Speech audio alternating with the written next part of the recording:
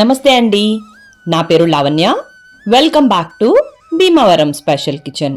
ఈరోజు నేను మీకు మటన్ ఫ్రైని ఎలా తయారు చేసుకోవాలో చూపిస్తున్నానండి.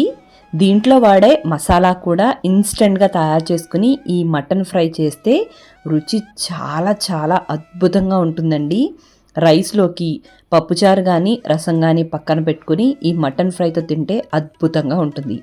అందరూ కూడా తప్పకుండా ట్రై చేసేసేయండి. మరి దీని ప్రాసెస్ ఏంటో చూసేద్దామా? ముందుగా దీనికోసం నేను ఒక 1/2 kg దాకా కూడా మటన్ని తీసుకున్నానండి.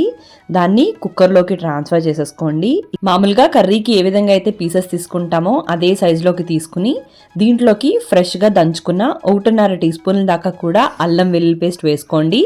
అలానే ఒక 1/2 టీ స్పూన్ అంత పసుపు, 2 టీ స్పూన్ల దాకా కూడా కారం, 1 టీ స్పూన్ దాకా కూడా ఉప్పుని వేసుకుని ఇప్పుడు దీంట్లోకి ఒక 3/4 గ్లాస్ దాకా కూడా నీళ్ళని పోసుకుని అంతా కూడా కలిసేంత వరకు కూడా ఒక్కసారి బాగా కలిపేసుకుని కుక్కర్ మూత పెట్టుకుని 7-8 విజిల్స్ రానివ్వండి. ఇప్పుడు మసాలాని ప్రిపేర్ చేసుకోవడం కోసం స్టవ్ని ఆన్ చేసుకుని ప్యాన్లోకి 1 టేబుల్ స్పూన్ దాకా కూడా గసగసాలు వేసుకుని 1 నిమిషం పాటు వేయించుకోండి. 1 నిమిషం అయిన తర్వాత 2-3 టేబుల్ స్పూన్ల దాకా కూడా తురుముకున్న ఎండు కొబ్బరిని కూడా వేసుకుని దీన్ని కూడా మరొక నిమిషం పాటు వేయించుకున్న తర్వాత 1.5 టేబుల్ స్పూన్ల దాకా కూడా ధనియాలు, 1 టీ స్పూన్ దాకా కూడా జీలకర్ర, 1/2 టీ స్పూన్ అంతా సోంపు, 1/2 టీ స్పూన్ దాకా కూడా మిరియాలు, 2 యాలకులు, చిన్న దాల్చిన చెక్క ముక్క, 4 లవంగాల్ని వేసుకుని వీటినన్నిటినీ కూడా జస్ట్ ఒక 1/2 నిమిషం పాటు అలా వేయించేసుకుని వెంటనే స్టవ్ని కట్టేసుకుని వీటిని ఒక రోల్లో కానీ మిక్సీ జార్లో కానీ ట్రాన్స్ఫర్ చేసుకుని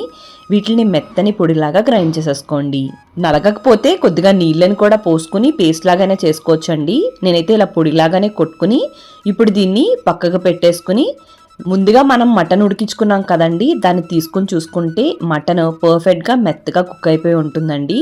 ఇప్పుడు దీన్ని పక్కకు పెట్టేసుకుని మరొక ప్యాన్ని పెట్టుకుని దాంట్లోకి 3-4 టేబుల్ స్పూన్ల దాకా కూడా నూనెను వేసుకుని ఒక 2-3 పచ్చిమిరపకాయలు, 2-3 రెమ్మల కరివేపాకు, ఒక పెద్ద ఉల్లిపాయని వేసుకుని వీటినన్నిటిని కూడా బాగా వేయించుకోండి. ఆల్మోస్ట్ బ్రౌన్ ఆనియన్స్ లాగా ఈ విధంగా వేగితే ఈ ఫ్రైడ్ రుచికి ఇంకా టేస్ట్ పెరుగుతుంది. ఇలా వేగిపోయిన దాంట్లోకి మనం ముందుగా ఉడికించి పెట్టుకున్న మటను నీళ్ళతో సహా వేసేసుకుని వెంటనే దీంట్లోకి మనం ముందుగా మసాలా తయారు చేసి పెట్టుకున్నాం కదండి, ఆ మసాలాను కూడా వేసేసుకోండి. అలానే ఇక్కడ నేను మంచి కలర్ కోసం 1 టీ స్పూన్ దాకా కూడా కాశ్మీరీ కారం వేసుకున్నాను. ఇది కేవలం కలర్ కోసం మాత్రమేనండి. అంతా కూడా కలిసేంత వరకు కూడా కలిపేసుకుని మీడియం ఫ్లేమ్ మీద పెట్టుకుని ఇదంతా కూడా బాగా వేగేంత వరకు కూడా వేయించుకోండి. పదే కలపకూడదండి. అలా కలిపితే ముక్క విడిపోయే ఛాన్సెస్ ఉంటాయి కాబట్టి అప్పుడప్పుడే కలుపుకోండి. అలానే ఒక్కసారి ఉప్పు చెక్ చేసుకుని అడ్జస్ట్ చేసుకుని అంతా కూడా కలిసేంత వరకు కూడా కలిపేసుకుని దీన్ని బాగా వేయించేసుకోండి. ఒకవేళ ఈ ఫ్రై ఇలా థిక్ కన్సిస్టెన్సీలోకి రావాలంటే ఈ స్టేజ్లో కట్టేసుకున్నా కూడా బాగుంటుందండి. లేదంటే బాగా రోస్ట్ అయిపోవాలంటే మాత్రం ఈ విధంగా వేయించేసుకోండి. ఇలా ఐరన్ ప్యాన్లోకి అయితే కింద అడుగంటికి పోయినప్పటికీ కూడా రుచి చాలా బాగుంటుంది. ఈ విధంగా వేగిపోయిన తర్వాత కొద్దిగా కొత్తిమీర వేసుకుని మరొక్కసారి కలిపేసుకొని సర్వ్ చేసేసుకుంటే మటన్ ఫ్రై రెడీ. మరి మీకు ఈ వీడియో నచ్చినట్టయితే తప్పకుండా లైక్ చేయండి, కామెంట్ చేయండి, మీ ఫ్రెండ్స్కి, రిలేటివ్స్కి అందరికీ షేర్ చేయండి. మీరు నా ఛానల్ని ఫస్ట్ టైం చూస్తున్నట్టయితే సబ్స్క్రైబ్ చేసి పక్కనే ఉన్న బెల్లో ఆల్ అని ప్రెస్ చేస్తే నేను ఏ వీడియో పెట్టినా మీకు నోటిఫికేషన్ వచ్చేస్తుంది. థ్యాంక్ యూ అండి. మరి మళ్ళీ వీడియోలో కలుద్దాం.